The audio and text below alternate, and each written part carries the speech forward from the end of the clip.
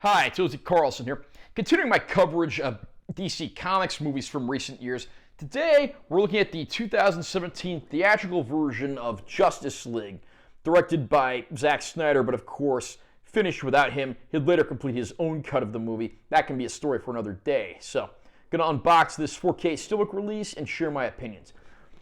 Great Steelbook cover art here by comic artist Jim Lee. There's the spine text.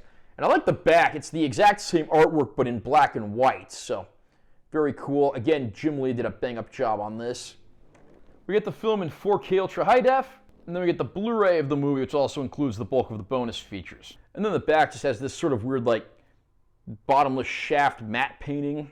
Following the events of Batman vs. Superman, Superman has been killed in the battle against Doomsday.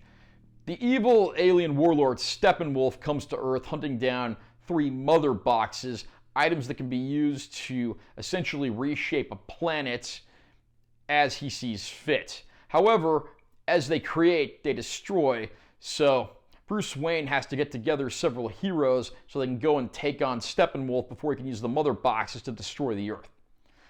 Justice League got very mixed reviews at its time of release. Of course, Zack Snyder infamously had left the production with Joss Whedon largely completing the film. The theatrical version clocks in at about 2 hours, and while it does feel like sort of a rushed, unfinished product in places, I do think this was a better film than people gave it credit for being.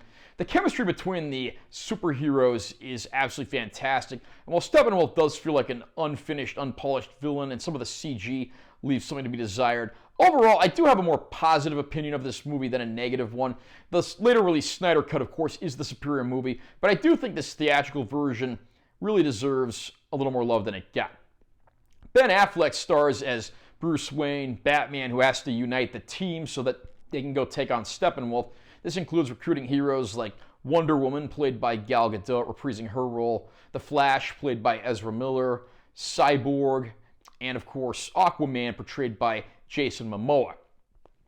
Seeing them come together, having to rescue hostages, save the world, and take on an alien warlord, it certainly feels like a pretty fun, pretty entertaining film. At times a bit rushed and unpolished, but I have to say, again, despite all the hate out there, this is not a bad movie by any means. I would still put this above a lot of the other movies in the DCEU, even in its theatrical form. So, those of you that have largely hated on this movie, I will admit the Snyder Cut is superior, but I do think this theatrical version does deserve a second look. It's nowhere near as bad as you think it is. The transfer here is a 2K upscale, but I'm happy to say it still looks very good with the HDR giving it that nice extra push with the colors and also the deeper, darker black levels. This is another solid release from Warner Brothers.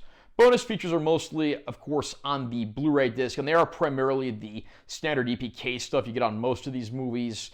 Stuff you'll probably want to watch once, but I doubt you'll watch it again after you do one time. That said, though, I am glad they at least included some stuff here. The theatrical version of Justice League, again, has largely been usurped and supplanted by Zack Snyder's 4-hour cut, but I do think this is still a pretty solid film, despite what people have said, and I can give this release a pretty solid recommendation.